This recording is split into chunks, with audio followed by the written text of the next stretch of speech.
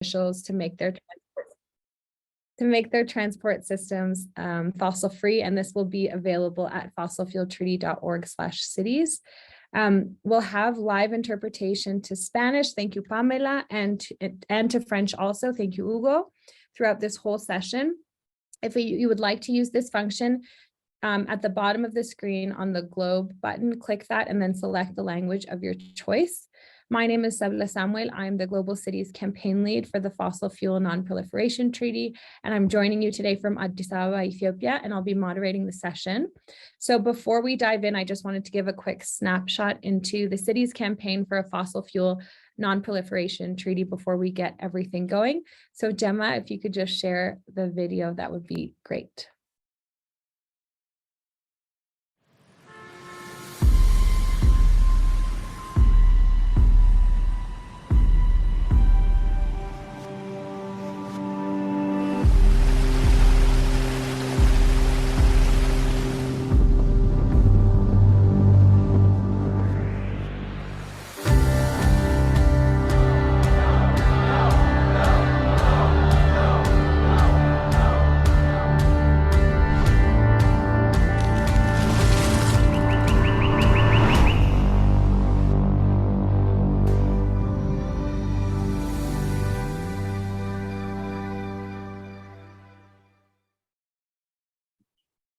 Thank you, Gemma. So today we're joined by incredible mobility and transport experts from different corners of the world who are catalyzing really inspiring work to end the transport sector's dependency on fossil fuels and transition to fossil-free mobility futures. We hope that this inspires you and gives you the tools you need to make this happen where you live too. As the largest consumer of oil worldwide and one of the main carbon emitters, transforming the transport sector is really key to ending the fossil fuel era. So today you'll learn how cities can follow up their endorsement of the Fossil Fuel Non-Proliferation Treaty by really reimagining mobility that is free of fossil fuels. We know that the combustion engine has fundamentally reshaped the world's cities and streets. Over the past decade, the transport sector has grown to represent actually the fastest growing fossil fuel combustion sector in the world, and it now accounts for around 15% of the global share of emissions. These trends, compounded by car-centric planning models, have been driving lethal air pollution and unsustainable emissions trajectory that is incompatible with our global climate targets. So to solve this, the IPCC has said that electric vehicles that are powered by low emissions electricity offer the largest decarbonisation potential for land-based transport. And combining this with transport planning that supports pedestrians and cyclists and collective transport users, cities can phase out the transport sector's dependency on fossil fuels and promote human well-being within planetary limits. So following the fossil fuel treaty endorsement, cities can prioritize electric and active transportation models as key elements of urban mobility. And now you'll hear from some of these voices around the world who are expanding transport electrification and putting active and sustainable mobility at the core of their cities. We're going to dive into the role of the transport sector in driving the climate crisis and campaigns and programs from around the world to shift to renewable energy powered transportation systems and active mobility and make our systems of movement fossil free. So now I'm going to introduce you to our wonderful panelists and then we can get started. And once you've heard from all of our speakers, I'll ask a couple follow-up questions and then we'll open it up to questions before we close. So as a reminder, you can post your questions in the chat throughout the session and we'll do our best to make sure that we get to them all. So thank you to all of our speakers for being here. It's wonderful to have you all with us today. We have Iman Abubakar, who is the Urban Mobility Project Manager for the World Resource Institute Africa office. She works in coordination with city governments and local and international partners, such as the Bloomberg Initiative for Global Road Safety, to support and research on safe, sustainable, and low carbon transport solutions. Currently, Iman is leading several projects in the African region, including the development of road safety and walking and cycling policies and strategies at the national and city level, safer routes to school programs, open streets initiatives, and safe, clean, and efficient public transportation. We were supposed to have the dear Marcela Guerrero Casas with us, but unfortunately she's not able to make it, but she sent us a wonderful presentation that we're going to share. And I still would like to introduce her to you all. So Marcela was born and raised in Bogota, Colombia, and has lived and worked there in South Africa since 2006. She's the co-founder and former managing director of Open Streets Cape Town and a member of the World Economic Forum's Global Council on Mobility. Marcela holds a master's in public administration and international affairs from Syracuse University and has worked in policy and advocacy for over a decade. Marcela worked as the program lead at the Western Cape Economic Development Partnership. We have Chris Decky, who is the Director of Global Advocacy and Engagement at the SLOCAT Partnership on Sustainable Low Carbon Transport. Chris leads the policy advocacy and outreach dimension of SLOCAT, engaging with a wide multi-stakeholder base and shaping intergovernmental spaces. Beyond SLOCAT, Chris has many years of policy experience working for the UN system at the global and regional levels, civil society platforms, and youth-led organizations. Chris is also a part-time professor of political science and law at St. Joseph University and the City University of New York, And Lucas Snage leads research and advocacy initiatives for Bikes, which is an Amsterdam-based global not-for-profit organization supporting community-led urban change through cycling. Prior to Bikes, Lucas worked in various capacities for the academic and nonprofit sectors in Los Angeles and Montreal, focusing on urban governance and transportation futures. So with a background in anthropology and urban geography, he's passionate about engaging diverse stakeholders on transport cultures, mobility justice, and participatory processes. Thank you all so much for being part of this panel. So now we will kick off with Chris Decky, who will paint us the big picture on transport and the climate crisis and the need for decarbonization, electrification, and active mobility. So over to you, Chris. Thank you so much, Seble, and it's really good to be here on behalf of the SLOCAT partnership. And I think recently now we've been trying to engage more strongly with the Fossil Fuel Non-Proliferation Treaty and the Secretariat. So it's really nice to be here to be working with all of you. But I think, Seble, you kind of started my talk on the big picture. It's true, transport is the fastest growing fossil fuel combustion sector worldwide. As Seble mentioned, it's responsible for about 15% of global greenhouse gas emissions. And if you think about it in a more holistic way, 24% of global energy-related CO2 emissions as of 2018. So certainly transport is one of those sectors that is needed to be decarbonized, to be shifted, to be transformed in order to really see the achievement of the Paris goal and other intergovernmental sustainability agreements at the global level. Now, when it comes to the more nitty-gritty elements of that, within those numbers that I just laid out, freight transport represents around 40% of those emissions. Okay, so freight transport, moving goods, not people, just goods, represents about 40% of those transport emissions. And now that is continuing to rise and increase because of consumer demand. Think about what happened during the pandemic in cities where urban dwellers were constantly in this mad need for more things to be delivered to their homes, to their apartments. So you're seeing an increase in that freight-related emissions. Then the other 60% obviously is going to come from emissions from passenger transport, right? Now, let's couch this all into the modes that really have the highest level of emissions.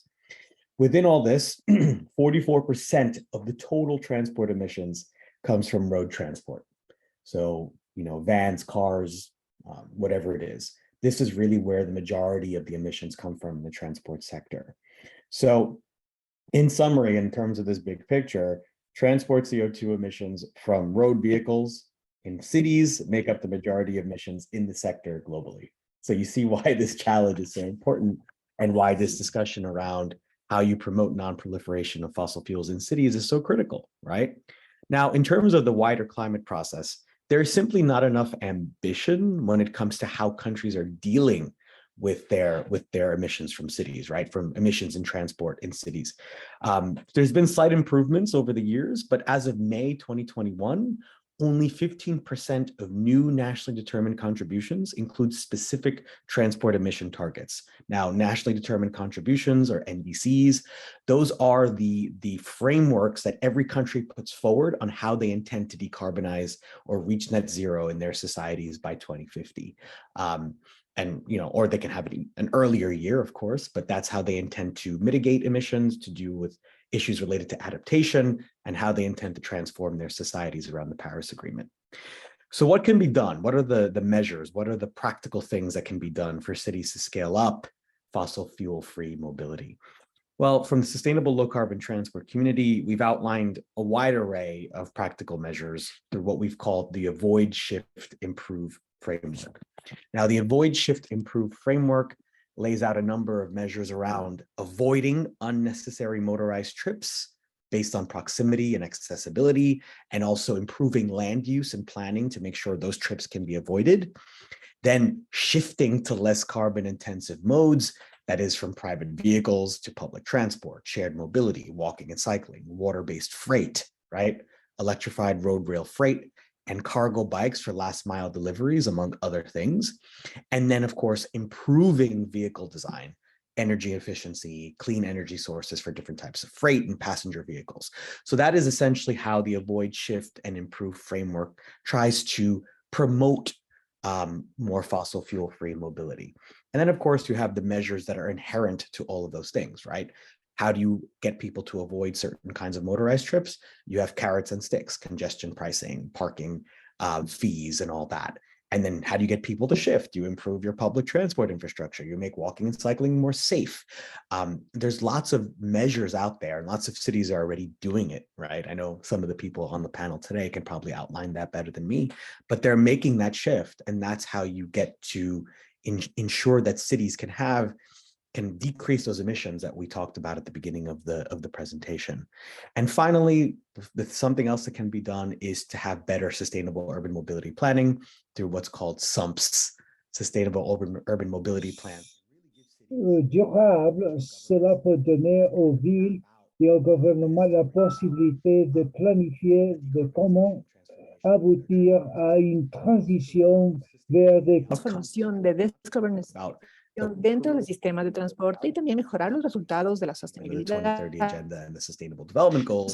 Hablando del Acuerdo de París 1.5 grados. Transport decarbonization be an essential part of all these efforts. So I hope that gives a good big picture. I hope that kind of gets to where we need to be, but I pass the floor back to you, Seble. Thank you so much. Thank you, Chris, for painting this big picture for us and exposing kind of like these missing pieces of transportation, a lot of the NDCs, sharing these avoid, shift, improve tactics, and how we can make planning more fitting for sustainable urban mobility. I want to now turn to Iman, who will tell us more about the moves towards electric transport and active mobility in African cities. So over to you. Thank you so much, Sabla, and good morning, good afternoon, good evening to everyone.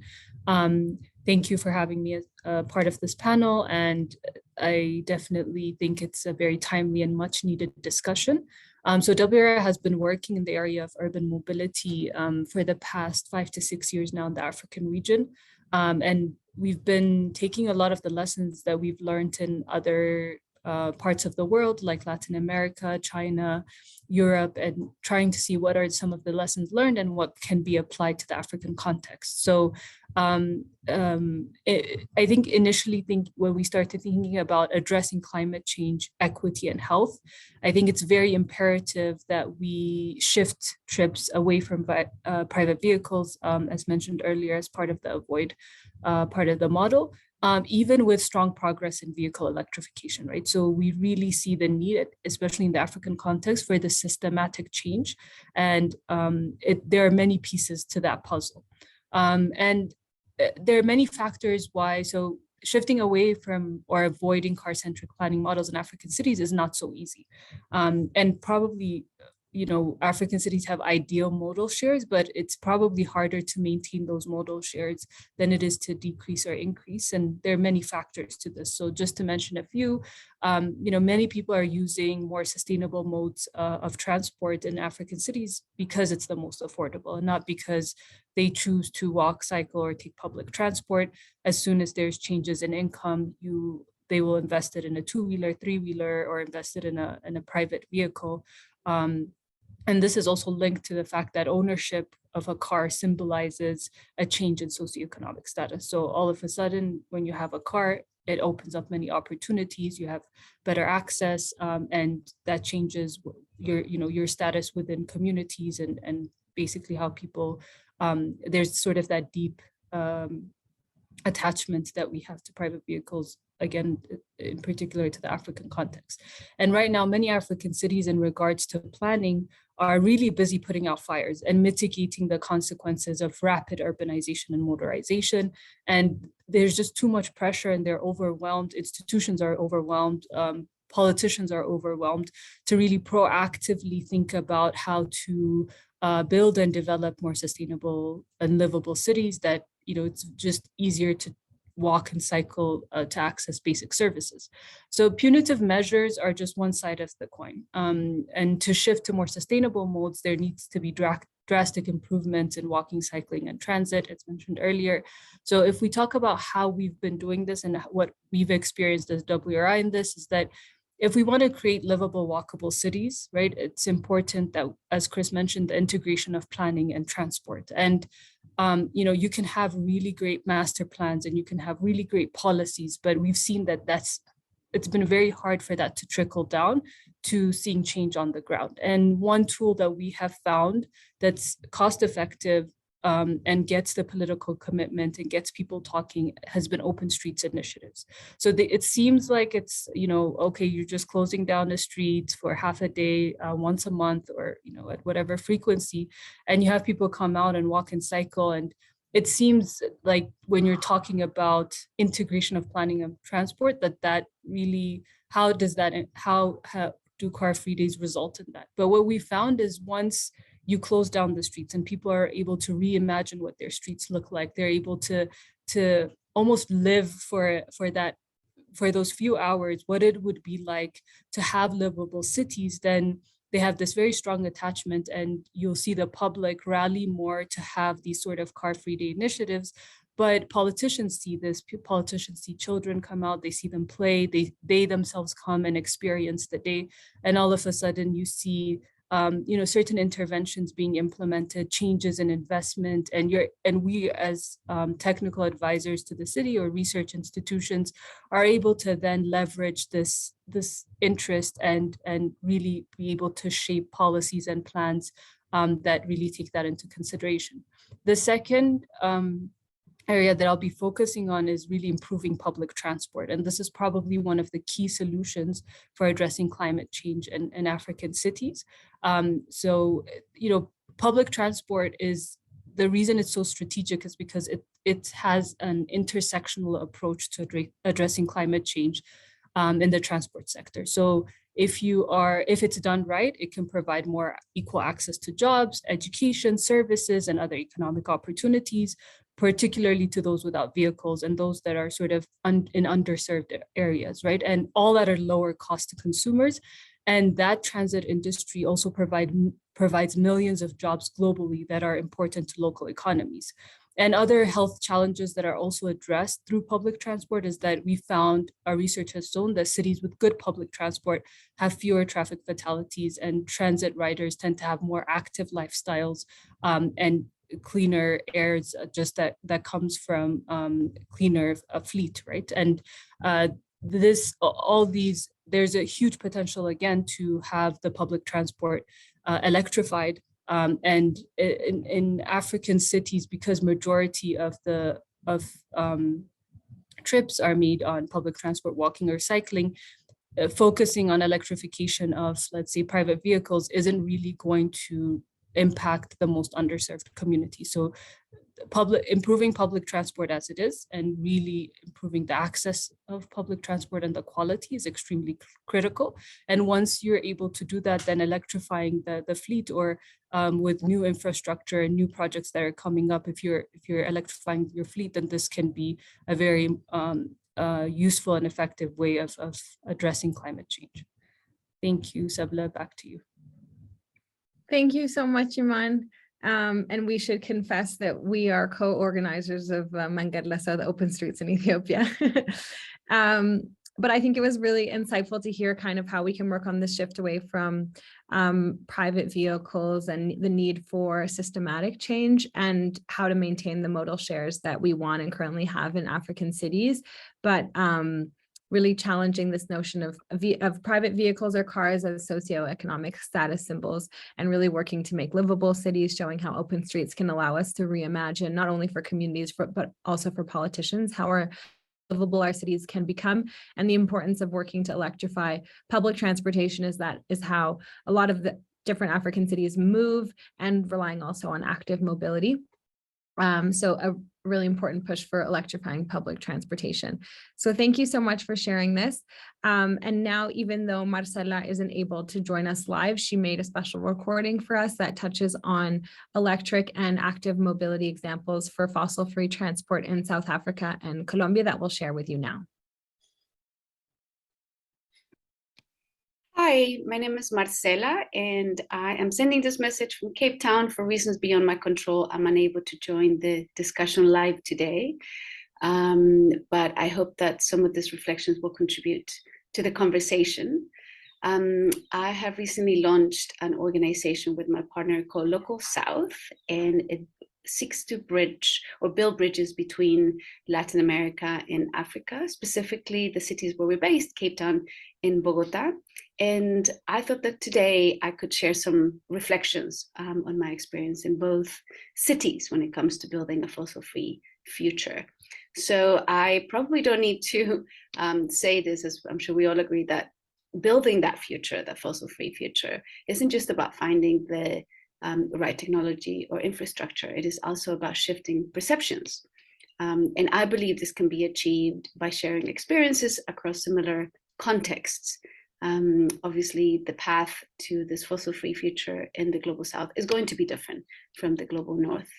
And I thought that maybe reflecting on what I've experienced both here in Cape Town and in Bogota, and ending with some practical suggestions would be one way of contributing to this discussion.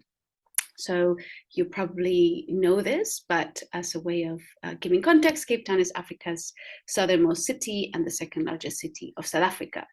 As a result of its history and apartheid, it's a city that is still very divided and very spread out, as you can see in this image. This low density means people travel far to get to work, education, recreation, and other services. And unfortunately, public transport is not reliable. The backbone, which used to be rail in the recent years, has crippled. And in this context, people who can afford it rely on private vehicles. The rest have to contend with very poor public transport. Compare this to Bogota, has double the population of Cape Town, close to 8 million, very high density. According to the IFC, over the past decade, it has it has experienced a spike in demand for transport from 9 million trips per day in 1995 to 17.3 million in 2015. And despite its international fame for the bus rapid transit, Transmilenio, Bogota has still a very serious transportation challenge. Public transport is not always reliable or safe, and it simply can't cater to the needs of the entire city. So in this context, and without wanting to romanticize it, because obviously the challenges are very serious, Bogota has been very successful in promoting cycling as a mode of transport. It's built on a culture of cycling and is also preserved initiatives like Ciclovia, which, as most of you know, I'm sure, shuts down over 100 kilometers of city streets every Sunday in public holiday. And it really has been this sort of foundation that has enabled better infrastructure, the recent launch of a shared bicycle program, and for it to become really an example of how cycling can contribute to better and more sustainable transportation. And I had a very personal experience with thinking about what that Ciclovia model would look like in Cape Town. And in 2012, I was part of a group that started what became Open Streets Cape Town and attempted to bring a little bit of that spirit to Cape Town. Obviously, very different layout. It wasn't 100 kilometers. It was only 5 kilometers, and it took place across different parts of the city. The image you can see on the left is in a place called Langa. It's the oldest township of South Africa. And even though the program didn't last after 2019, the program, as sort of car-free days stopped, initiatives remained. And so the images on the right are some of the things that kind of sprang up afterwards. And in parallel to Open Streets, I feel particularly excited by the Langa Bicycle Hub, which was started by a colleague of mine. We used to work at Open Streets together, and is now encouraging cycling as a form of transportation and as a form of, delivery and other means in the township of Langa. So here's an example of how experiences that are, possible in similar contexts can be replicated, not as a copy and paste, but just as an inspiration. And so here I want to pause and go back to Bogota, and then just make a couple of points about a more recent development. This image here you see is of Transmicable, a cable car system which began operating in December 2018. It connects the population living in Ciudad Bolívar, which is in the far south of the city, with basically the rest of the city. A trip that used to take 2 hours or close to 2 hours now takes 15 minutes. So it obviously has cut travel times. Cable cars are environmentally friendly because they're obviously replacing diesel buses, but also because, as you can probably see, although not very well in this image, they're also solar powered. So this is obviously a welcome reduction in emissions. I appreciate this model might not be replicable in every city, but I believe it does showcase the impact a transportation project can have, not just in terms of mobility, but also in creating new narratives. I mean, this really has become a landmark for both residents and visitors alike, and also a source of pride. In a recent visit in July, really my first visit, I learned so much about the neighborhood and how, this investment, does more than just move people from point A to point B. I honestly believe that this is where a lot of the power of the experiences of the Global South lie. So much can be shared across borders. And as I said at the beginning, Local South is trying to build these bridges. And I'm really excited that in a couple of weeks, we will be hosting with UN Habitat and other partners a small delegation from African and Latin American cities in Bogota, where we will be visiting the cable car, ciclovia, we'll be getting on the BRT system, and we're also going to be engaging with initiatives that are looking at electric solutions, last mile solutions, so e-bikes and e-tuk-tuks and things like that. With sort of the private sector there. So this is just to let you know that there will be hopefully more ideas and practical suggestions on how cities in the Global South can engage in co-learn as we figure out how we are going to be building this fossil-free future together. With that, I thank you very much, and I wish you a very fruitful rest of the discussion.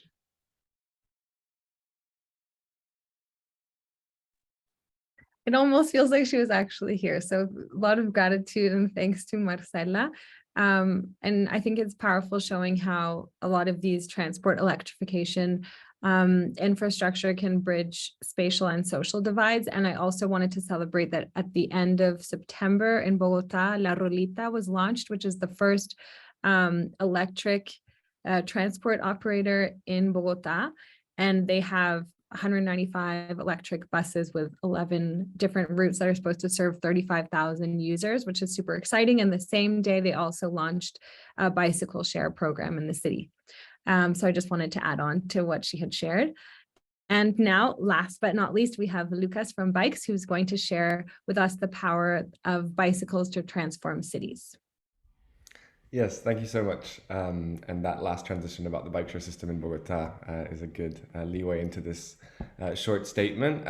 As Seble said, I'm Lucas, the Research and Advocacy Manager of Bikes, and we're a young, small global NGO that supports community-led urban change through cycling. We have a small office in Amsterdam and in Bengaluru, India, and our main activities revolve around network coordination, notably through the coordination of a network of civil society leaders called the Bicycle Mayor Network, which is currently in 130 cities in more than 30 countries, but we also do kind of international engagement programs to support the cycling uptake of vulnerable communities, as well as research and technical assistance to a variety of urban stakeholders and government entities. So what we really believe in is that cycling is a tool for social transformation, and that centering cycling in the transportation discussion could really reshape urban life beyond just mobility.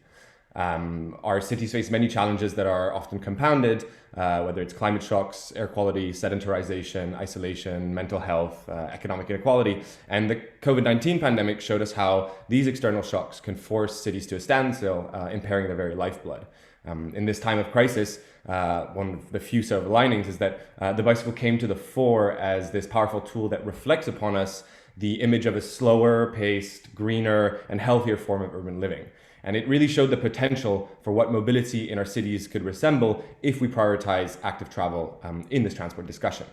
The evidence from academia and policy research is clear. Last year, for example, research from the Oxford Transport Unit found that life cycle CO2 emissions dropped by 14% per additional cycling trip and by 62% for each avoided car trip. Back in 2015, the Institute for Transportation and Development Policy, ITDP, and the UC Davis Transport Lab concluded in a study that a relatively sharp increase, about 20% in cycling worldwide, would cut carbon dioxide emissions from urban passenger transport by nearly 11% by 2050. And notably next week, a new study by ITDP really will demonstrate how networks of protected and connected bike lanes are an extremely cheap way to decarbonize transport. For example, when building metro rail systems, which are an essential part of sustainable urban transportation, these also come with a high cost, but in comparison, protected bike lanes and those networks lead to roughly 10 times more emissions reductions per dollar spent on infrastructure. So I'm looking forward to reading the full report. In terms of health, cycling can help meet WHO recommendations for daily physical activity at a time of kind of a crisis of sedentarization. It reduces the risk of obesity and improves overall body fitness, but also strengthens kind of positive effects on mental health and mental well-being. Also a great urban crisis. Research has also found that cycling supports greater community cohesion, social acceptance among neighborhood residents. It's found that it supports healthy cognitive development for young children, but also the child-caregiver relationship, while also being a useful, reliable, efficient tool for household-serving journeys. Finally, and the list could go on, but research has shown that cycling has a high resilience to external shocks such as natural disasters, pandemics, or socio-technical transitions or disruptions to transportation systems. And for supply chains, for example, at the last mile level, it's found that delivery bikes are 60% faster than vans in city centers with just 1/10 of the carbon emissions. It's also shown, for example, that when you have a workforce that is commuting on a bicycle, there's greater employee happiness, health, and productivity. So, for all these benefits to be realized, those benefits that are known, the conditions, of course, need to be created. And how do we get there? I'm speaking to you from Amsterdam, a city extremely well known for its cycling infrastructure. And here, as our history has informed us, the role of civil society in shaping more sustainable, safe, and inclusive cities is absolutely key. People tend to think that, the Netherlands was always this paradise of cycling and overlook the rapid arrival of automobility in the post-war years that led to sharp declines in cycling, the erosion of a lot of public space, and increase in traffic deaths quite dramatically. It was only really through strong protest movements, of course coupled with the right political will during the OPEC crisis, that progressively Dutch cities became what they are today. I do, however, want to also decenter Amsterdam and Eurocentrism more broadly here in the cycling conversation. The emphasis often rests on the achievements of cities like Amsterdam, Copenhagen, or recently Paris, for example, with the 15-minute city. Yet one needs to look beyond to truly grasp the potentially transformative power of cycling, but also the barriers and potential solutions to ensure equitable uptake. There are great examples of holistic approaches being developed that are emerging in Mexico City, in Bogota, in Addis Ababa, or Bengaluru, for example, that deserve more attention. As we get into the kind of solutions that we need, a statement that is often made is build it and they will come, which kind of emphasizes infrastructure to promote active travel. And while that is absolutely true, especially in terms of safety and perceived safety, we believe at Bikes that we also need to make this more holistic if we are to successfully change behaviors and make cycling accessible to everyone. For this, we do need a dramatic shift in mobility cultures, and that is very complex and hard to achieve. But we believe that a starting point is focusing on the built infrastructure as well as the human infrastructure of cycling to really address certain barriers that infrastructure simply does not solve. Cities need to act fast and really develop connected and protected networks and provide cycle parking and bike share networks. But for example, when developing bike share networks, something that Bogota has done, they need to also have inclusive specialized cycles such as trikes or baby seats and baskets to carry goods to really make this available to every urban resident. Policies that reduce car usage and speeds are also critical. The limitation of traffic speeds in urban areas, for example, to 30 kilometers per hour, can drastically reduce traffic accidents and deaths. And this has kind of started to be rolled out in a multiplicity of countries. We also need to support those communities, though. This is work that largely we do in our organization because, again, there are these behavioral barriers such as perceptions, access, abilities, or even awareness that just needs to have a programmatic focus. So an example that I always give is that even with the best piece of protected bike infrastructure outside of your door, if you can't afford one or you didn't grow up riding a bicycle, well, you're not going to use that. Perceptions and cultural norms is also a really big barrier, and failure to account for these barriers will continue to exclude those who would benefit the most from having access to a cheap, reliable, healthy mode of transportation. We found kind of a dozen of really successful initiatives that are applied in many contexts that are very effective. And for these programs to be more widespread, they need to be given the long-term support that they deserve by governments and other stakeholders. I think if we're able to do this effectively and strengthen both the built infrastructure and the human, more sociocultural infrastructure of our communities, while involving diverse stakeholders in the decision-making process, I believe that we can change this transport paradigm. And what I want to emphasize is that this uptake will also, and more importantly, increase urban well-being by reducing transport poverty and inequality, promoting community cohesion, public joy, importantly, and healthier lifestyles. So I'm really looking forward to continuing the conversation in a more panel format there. And thanks for having me. Thank you so much, Lucas. And it was really helpful to hear how much the human elements are also shaping the way that we move in cities, and showing really cycling to be a tool for social transformation, and definitely that a lifeline throughout the pandemic, and rethinking what can our city streets look like if we're prioritizing active mobility, and also loved the decentering the Eurocentrism of how we move in cities, because I think, Iman and I are both based in Addis Ababa, and 85% of the city does not own a private vehicle. So I think it's great to look at different models of how we move, and really thinking about how much, culture and community and different norms and perceptions shape how we move in cities as well. So thank you so much. I have a few questions to ask to the three of you, and then we can open it up. So if there's anyone in the audience who has questions, feel free to keep those in mind or put them directly in the chat so that we can get to them. So I wanted to go back to you, Chris, and ask about this Drive Electric campaign that your organization is a part of, that Iman's organization is a part of, and many, many other organizations that make up the Drive Electric campaign, which has the target of 100% electric road transportation worldwide. So I was wondering if you could tell me more about this campaign and how it's going. Thank you, Seble. Just to be clear, the Drive Electric campaign is primarily led by ClimateWorks, the ClimateWorks Foundation. And so they're the primary leaders and instigators and initiators of that effort that brings a lot of different organizations together, including SLOCAT and WRI. And essentially the way it's going now is that ClimateWorks the Drive Electric campaign is becoming more engaged and active in ensuring that within global processes, there is more focus and more attention on the need to electrify vehicles. And we saw a lot of this happening at COP26, for example, where there was a number of outcomes from COP that focus very much on transport decarbonisation and the electrification of heavy duty vehicles, vans, trucks, and some other forms of transport. So you're seeing that happening very strongly out of the COP26 process. But now with the COP27 process, there's an interest now in kind of shifting gears a bit. And we've been working with a number of colleagues, including the COP27 presidency and colleagues from ClimateWorks now, to see how we can bring a greater focus on urban mobility. So the COP27 sustainable transport outcome will actually focus on urban mobility, particularly around walking, cycling, and public transport. So, we're trying to get this more holistic focus in kind of the global level, right? Where we tend to focus on the big picture, almost like the large vehicles, the trucks, the buses. You want to do everything that's in a very high level and has a very impressive, has the ability to impress, right? We are electrifying, we're getting rid of ICE vehicles. And that's great, but you also need to focus on the smaller scale interventions. And of course, how do you shift finance away from the large capital projects, which tend to be in the transport sector, focused on roads and vehicle-focused infrastructure, and shift that towards active mobility infrastructure, walking and cycling and all that. So that's really a bit of the spiel I think I can give you on that. But I hope that answers your question. Thanks. Thank you. Thank you so much, Chris.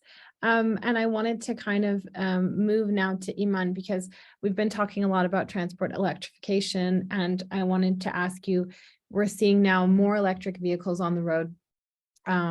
So where will all the used vehicles go? Africa is the main market for used vehicles. So how do we ensure that this global transportation shift to electric vehicles doesn't mean that African cities become a dumping ground for used vehicles, and that sustainable electric transportation modes can instead flourish in African cities? Thanks, Sabla. And I think this further sort of shows that it's important to have this systematic change. And if you're only focusing on one piece of the puzzle, which is, let's say, electrifying transport in one part of the world, then you'll see the problem come to the other part of the world. So I think looking at the integration and looking at the supply chains is very critical. So I think one of the issues, or at least around electrification in the African context, is that we need to really think about existing systems and institutions and how we can improve that first, right? Or in parallel to like the electrification journey. And it needs, like I mentioned earlier, it needs to be cross-cutting and integrating. Just rolling out EVs or transitioning one mode is not going to overall improve mobility or address the climate change issue that we're discussing at hand. So electrification is not just the transportation sector's responsibility. It requires strong coordination and collaboration among various stakeholders, and putting these processes in place will take time. That said, when we come to the impacts of the global transport electrification for African cities, there are challenges around charging infrastructure, disposing of batteries, energy demand, supply and access, the knowledge and capacity around the technology. And so when we did the research on the pathways of electrification in Ethiopia, one of the key issues that was raised by many stakeholders was that, like, even as simple as needing trained having to train people so that there's a strong level of knowledge within the country on electric vehicle technology, maintenance, and even if, for example, we're seeing electric vehicles come in, we have electric buses being piloted, we have electric bikes in Addis, but maintaining it, the spare parts, the challenges with the battery, that all is, it's important to consider for any interventions around electrification to be sustainable. The other main challenge is that you raised is that Africa is the largest market for secondhand vehicles. And in a report that was published by UNEP, we've seen that only few countries have banned used car imports, right? Leaving many other countries at risk. And there's also the issue of used electric vehicles coming in. So African cities are saying, okay, used vehicles are not good, but if we have used electric vehicles, maybe that would be better. But most of the time, those electric vehicles are towards the end of their battery life, and so now the responsibility is being shifted towards African cities to dispose of the batteries, or what do they do with the sort of end of life of those cars. They don't have the technology, the knowledge, or the processes in place to do so. So there's really a strong need for stricter regulation on importation of used vehicles, including electric, and setting like criteria, conditions for what types of cars can be imported into countries. And there was a really good article on this on Al Jazeera, and I really echo Edna's, the author's recommendation, is really to benefit from the global move towards electric powered transport. Africa should ensure that it is in control of its own electric vehicle agenda. So many African cities are still planning and developing their electrification strategies, and we're taking all the lessons learned from other cities and introducing the sort of forward-looking, innovative policies and plans that are based on strong data, research and stakeholder consultation engagement, so that we're not putting out fires like we're doing with planning issues, but that we're already ahead and have put the right foundations in place to gradually transition. So if these plans are not put in place, if it's not based on data, if you're not having strong engagement with different stakeholders, and you're not understanding what are the sort of opportunities and the challenges that are coming with electrification, if you're not improving your current public transport or urban mobility system, then there will be all these gaps that would mean that we're not handling, or Africa will not benefit from the electrification journey, and will continue to just be a dumping ground for many of other more developed countries that are looking at shifting their modal shares. Back to you, Sabla, and happy to answer any questions. Thank you, Man. No, I found it super enlightening, because I think the conversation is often around electrification, but not what are the implications for the vehicle fleets that are currently in the world and where they're being shipped to, and how can there be systematic change. So we're looking at the entire life cycle and not kind of leaving that to the side, and therefore having massive problems with inequality of, you know, turning certain places to a dumping ground if we're trying to move to electrification globally. So I think it was really important how much you stressed that there needs to be an electrification agenda for this continent, for Africa. So thank you so much for sharing. And I want to turn now to Lucas. I know you mentioned a bit of this in your opening remarks, but so we've seen throughout the pandemic how there was the revival of the bicycle as really a life-saving mode of transportation. How do we ensure that some of the interventions that happened during the pandemic that are more pop-up style, how do we ensure that these become mainstreamed as a permanent fixture of post-pandemic life? Yeah, it's a good question, this kind of transition from pop-up to permanence. I think one of the other positive aspects that maybe also goes beyond cycling of urban approaches and responses during the pandemic is the broader acceptance of experimental or ephemeral approaches that I think are effective, such as tactical urbanism, open streets, also school streets and play streets. These are all mechanisms that can become embedded in urban planning and policy that are very effective. However, for them to really become a more permanent fixture, let's say, there needs to be the policy that backs it, and also the understanding from national governments and cities that this is a viable mode of transportation. I think people really saw the benefits of cycling at that moment, but also when things started to open up, you know, people are flying again, people are using their cars again. There has been a big crisis in public transportation usage. And so there needs to be, alongside the advocacy of promoting cycling to people, a lot of lobbying internally, I think. And this is something that we're starting to realize. I think Chris mentioned development banks. This is something that we are starting to think about seriously, because when we're working with the World Bank, for example, it's an extremely challenging conversation to have where, you want a pretty cheap network of bike lanes and they want kind of this big bridge, and they don't really understand that they kind of want to kick the tire, if that expression works. And no shade to them, but I think there just needs to be a lot of capacity building internally so that we can also come into these larger conversations in a more aligned fashion. We were a little disappointed, and I'm being diplomatic here, at the outcomes of the transport day at COP because of the overwhelming focus on electrification. And while of course that is essential, really at the last minute, there was the integration of kind of active transport in the declaration. And that was largely because of a coordinated action from the European Cycling Federation through the COP Cycling Open Letter, which was signed by 350 or more cycling advocacy groups. And so here, I think, again, and of course I'm a little biased because I work for an advocacy organization, but advocacy needs to have more investment in its work. Kind of different stakeholders need to recognize the power of activism and advocacy and persistent advocacy, because that work provides the necessary motivation to take political action. So, I think multiple facets are kind of needed here, but I'm looking forward to kind of continuing this, and also in our position as an organization that is global but that is very connected to the grassroots, act as a bridge between those stakeholders that are more institutional, that have better knowledge of those rooms than ourselves, and kind of start bridging stakeholders, because that's also something that can really change the way we think about transport policy in our cities.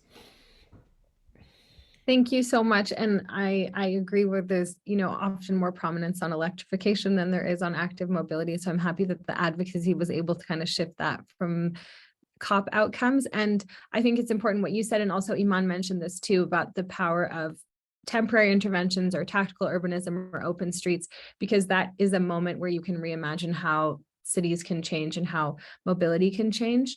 I wanted to see if there's anyone in the chat that is having any questions, or anyone in the audience that has any questions. We only have a few minutes left, and we definitely went a bit over time, sorry, with the organized part before we open it up to everyone. So are there any questions that people wanted to ask before we close out? I think, okay. There's one question.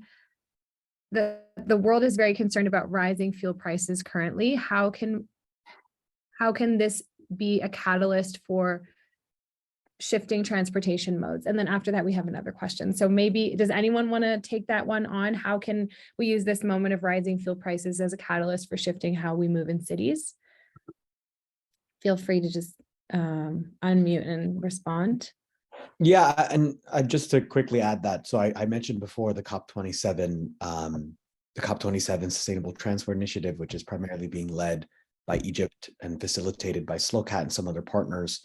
Part of the impetus for that focus and in the shifts towards other modes is around rising fuel prices and commodity prices generally. So I mean, that narrative is already being worked into efforts around COP27, and I'm sure it will continue to do so in other spaces. So now it's really trying to get the policymakers together, right, to really understand how that shift can happen and what are the mechanisms and tools at their disposal to do that. Thank you, Chris. Iman or Lucas, did you want to add anything to that? I've seen someone else has their hand up, but feel free to jump in. Mm-hmm. I just wanted to plug in a quick report by the Clean Cities Campaign, which is an organization that we work with that did kind of under an analysis of how alternatives to fuel tax cuts could be developed in other sustainable transport sectors. So I'll just pop it in the chat, but I think that's a good one to look at, because they found some really compelling alternatives to actually capitalize on this moment where fuel is high and actually use those subsidies for more productive kind of pathways towards sustainable mobility. Thank you. Yeah, we'd love to see the report. And B Hill has their hand up. So would you like to go ahead and ask your question? Yes, thank you. Brendan Hill, based in Edinburgh, Scotland. I'm a lobbyist and entrepreneur. There's a piece of the jigsaw that is persistently omitted from reports, government responses, and this conversation, which is basically light electric vehicles. I was involved in a piece of work with the LEVA EU, the Light Electric Vehicle Association Europe, a few months ago, released and just published academically, that examined used Germany as a case study, but examined all the miles traveled in private cars and substituted the most efficient currently available light vehicle. And through that means calculated that we could reduce private motoring emissions by another half on top of all of existing government predictions. So it seems to me, and just kind of leaping slightly sideways, the emissions of private travel, which is the majority in the developed world and fast becoming so in the middle classes in the developing world, are determined by the vehicles that are bought. So it's really, really critical that we try to stamp down on the sales, as we all know, of huge electric SUVs and so on. But the biggest selling, this is already beginning to happen, this transition to smaller vehicles. The biggest selling electric vehicle in the world is the Wuling Hangguang EV, which is a little boxy thing in China. Way outsells Tesla, doesn't get much publicity. So I'm wondering what the panelists' reactions to that are. Just one other fact. 40 to 50 years of investment and encouragement in a totally flat city, Copenhagen, and cycling, and I'm a huge cycling advocate, has only got to 1/3 of all miles traveled. It's a larger proportion of rush hour, but the majority of people are neither, in affluent countries at least, are neither willing nor able to cycle. I wish they would, but are not like electric vehicles a good response? Okay, I think there's many questions in that question. So who would like to take on different parts of that? Feel free to unmute and respond. Thank you, Brendan.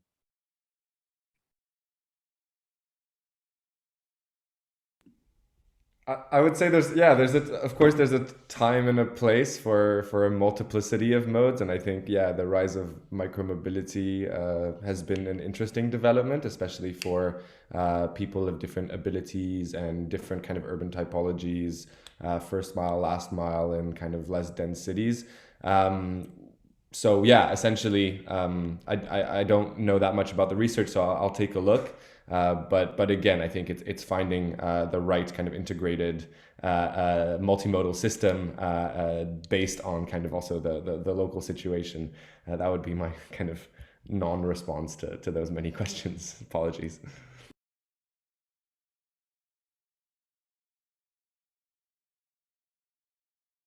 Yeah, I can just quickly jump in. I would say that a lot of this conversation around, finding solutions that go beyond just electrifying cars and vans and other kinds of those medium duty vehicles, if we're talking now about, that's also part of the conversation, is how do you look at things holistically? So as Lucas was saying, I don't think any of it is exclusive or trying to be exclusive in terms of other potential for this kind of multimodal shift. So thank you for sharing some of that research outcomes. We could definitely have a look. But I know that at one point there was a lot of talk around micromobility, right? Micromobility as a policy challenge, because there was that time where you had all those electric scooters piling up on a city street in many global north cities. So I guess that conversation needs to happen again to see how that can also support in our objectives, having these kind of lighter duty electric vehicles that can support us in achieving what we're trying to achieve now. Iman, I've seen so go ahead. So what I wrote in the chat was to the question by Viviana on fuel prices and just the experience that we've had here in Ethiopia, but to respond to this question around micromobility and the electrification of different modes, I think that the important thing is that as cities are and ministries are developing their electric mobility agenda, they're trying to identify the priorities. So you can't electrify all at once. And if you want to see the impact based on the resources that you have and just all the challenges that are already existing in urban mobility systems, it's important to prioritize. So in the African context, we've seen a lot of interest on electrification of two-wheelers and three-wheelers. And there are cities that are looking at how to do this, because it's also more affordable, right? And there's a lot of informal transit, like the tuk-tuks and the boda-bodas in a lot of these African cities where there's huge potential to electrify. But I think the big question, we have a project that we have with the NAMA facility in Kenya where we're exploring that, and in Kampala as well, in Uganda. But we're trying to understand, how can you have this just transition when you do this? Who's going to benefit from this? Who's going to finance this? And what are the impact, what are you going to do with the existing fleet? So similar to how we're becoming the dumping ground, what do you do with the existing? Do you look at more of electrifying the existing fleet, or do you look at, meeting the demands by importing or assembling newer ones? So there's a lot of questions there, and we're trying to explore how that makes sense to the African context, but very interested in the research, and we'll be putting out blogs and our findings from the experiences that we're having with the projects in Africa. Thank you for the great questions. Thank you so much, everyone. And we've gone over time, but I just wanted to thank all of our wonderful panelists, to Iman, to Marcela, even if from a distance, to Lucas and to Chris. Thank you so much for joining us. And a huge thank you to our comms support lead, Gemma, for putting this together, and Becca for doing the live tweeting, and Pamela and Hugo for the interpretation. If you want to get involved with the Fossil Fuel Non-Proliferation Treaty, you can endorse as an organization or an individual at fossilfueltreaty.org. Someone should probably type that into the chat. And if you are interested in launching a campaign targeting a city and calling them to endorse the Fossil Fuel Treaty, you can contact me, which is my first name, Sebla, at fossilfueltreaty.org for support, and on Cities for a Fossil Fuel Treaty, which is fossilfueltreaty.org/cities. We have a bunch of resources for cities and subnational campaigns. And also we have a fossil fuel free cities toolkit. And then we have a sister campaign called the Safe Cities campaign, which is working to get fossil fuels out of cities, and that is available at stand.earth/safe. We can also put that in the chat. And I want to just thank you all for joining us today. And we are really looking forward to staying connected. I hope you've learned a lot from the session, and we'll have ongoing workshops coming up that are part of the Fossil Fuel Free Cities Toolkit as part of our Cities for a Fossil Fuel Treaty workshop series. So thank you all so much, and have a wonderful morning, day, afternoon, evening, wherever you are. Thank you so much. Thank you.